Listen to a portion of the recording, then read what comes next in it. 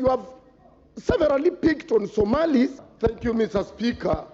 My point of order, Mr. Speaker, many of us, members of Parliament and of this House who represents Kenyans, we have a lot of interest in this debate of the promotion of this.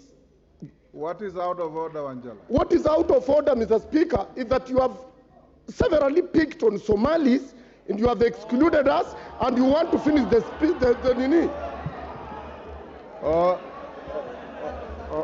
Order, Wanjala. Order. Order, Wanjala. Order. Order, honorable members. Order. Honorable Wanjala. Order. Order, members. Order. Honorable Wanjala, there are no Somalis in this house. We only have members of parliament.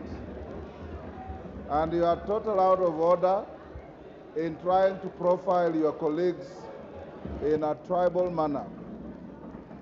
In fact, if you are talking of ethnicity, the member for Gunja that I've given the floor does not fall in your profile.